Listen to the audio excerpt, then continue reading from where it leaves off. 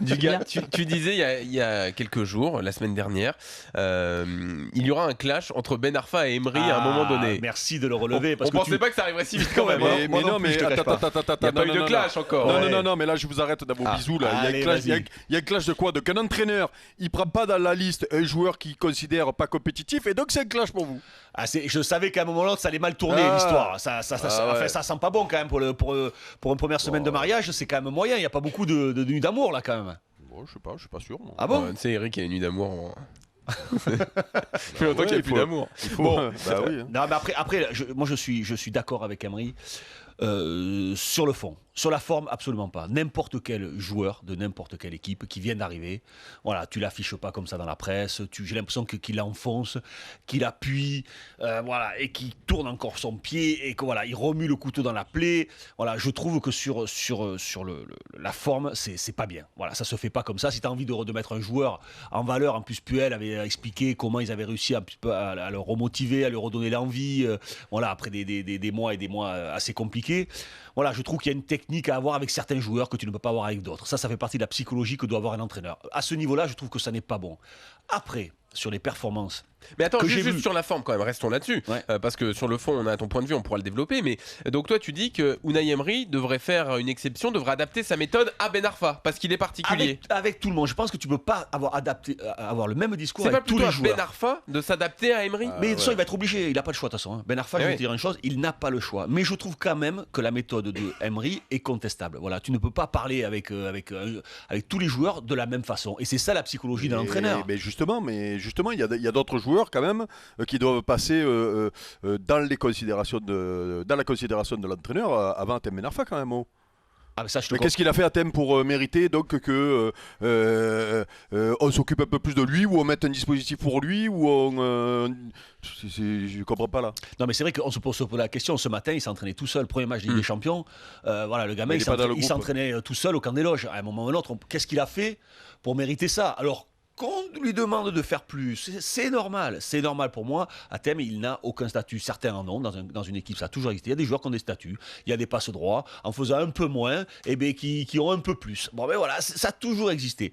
Donc voilà, à Thème généralement, ces mecs-là te font gagner. Part de très très loin. Il part de très très loin. Voilà, je pense qu'il le considère pas comme un cadre, comme un joueur hors classe. Voilà, enfin, c'est voilà, il a besoin de travailler. Bon, ok, ça se discute. Maintenant, quand tu vois Lucas, quand tu vois le premier match de Ressé, il y a d'autres joueurs qui sont quand même plus qu'en difficulté aussi. Mais qu'est-ce que c'est? Tu es à l'entraînement, Christophe? Ah non, mais je parle des matchs, moi. Je parle des matchs. Non, mais attends, mais un entraîneur, il gère les matchs, mais il gère l'entraînement aussi. Si le mec, il arrive avec 5 kilos de plus, qu'il fait la tonneuse à gazon tous les jours à l'entraînement... Et Ressé, il en a combien de kilos? Je sais pas. Écoute... Il en a beaucoup aussi. J'ai vu son premier match, je peux te garder. Ou alors, si c'est pas un problème de kilos, c'est que c'est un autre problème, c'est plus compliqué. Et s'il est irréprochable à l'entraînement, le mec il vient d'arriver, il vient de changer de club, il est arrivé en retard, peut-être qu'il fait justement à l'entraînement tout pour que son entraîneur le mette rapidement sur le terrain. Donc toi tu penses que Unai Emery a raison? Moi, deux choses. Je passe d'abord, parce que j'ai entendu, même Franck, j'ai entendu, je sais plus quand, en disant ouais, c'est pas bien de s'exprimer, machin. Ouais, Roland aussi, coach voilà. Ok. Mais dans le même temps, quand Guardiola, il tanne Agüero parce qu'il lui dit attention, il va falloir qu'il défende parce que c'est une feignasse, attention. Là, on dit c'est merveilleux. Guardiola, quand il parle de ses joueurs et qu'il les met en garde, c'est merveilleux. Par contre, Emery, lui qui arrive en France, que du coup, entre ceux qui le crépissent parce qu'il a remplacé Laurent Blanc, entre ceux qui le crépissent parce que c'est un entraîneur étranger, ils n'ont pas envie de le voir réussir. Entre ceux qui... donc le pauvre, lui, il n'a pas le droit de parler de ses joueurs, tu vois. Donc ça, c'est un. Deux, nous, on n'est pas à l'entraînement pour voir ce que font les joueurs. Moi, j'ai plutôt tendance à faire confiance à Emery quand il dit, pour le moment, il n'est pas compétitif. Il n'est pas compétitif, il n'est pas dans le groupe. Ensuite, Christophe, toi, tu es à Bordeaux, tu signes au Barça. Bon, toi, tu n'avais pas tendance à grossir. Je t'ai connu jeune, tu étais un stock-fish. Donc, toi, il n'y avait pas de souci avec ça. Mais imagine, tu as tendance, comme on en connaît certains, à prendre un peu de poids. Bien sûr. Du jour au lendemain, tu passes de Nice à Paris ou de Bordeaux à Barcelone, comme tu l'as fait toi. dis-moi, tu passes pas ton été à t'entraîner. Mais bien sûr. Moi, j'arrive, je suis un aigle. Hein. Je peux te dire que quand j'arrive au footing, je suis devant. Hein, parce que je me suis entraîné pendant un mois. Et donc, les mecs, ils arrivent, c'est des gorées à l'entraînement. Ouais, c'est une énorme faute professionnelle que d'arriver en surpoids le premier jour de la reprise. Je suis entièrement d'accord. Moi, je le mets tout. Maintenant, qui parle, il a le droit de parler de ses joueurs. L'entourage nous dit, pardon, je te coupe 2 secondes du gars, l'entourage nous a dit qu'il n'y avait pas de problème de poids. Hein, Ouais. qu'il avait C'était un argument qui une était masse pas valable, graisseuse de qu'il était à 9,5 et qu'il était à 78 kg, Voilà. son poids optimal. Après, on n'est pas obligé de les croire. hein. Quand il est arrivé ou maintenant? Maintenant. Maintenant. Ah Mais oui, c'est sûr qu'il est non, mais arrivé moi, avec c'est que je quelques dis. kilos en trop. Oui, voilà. Et toi, tu trouves ça normal, toi, Momo?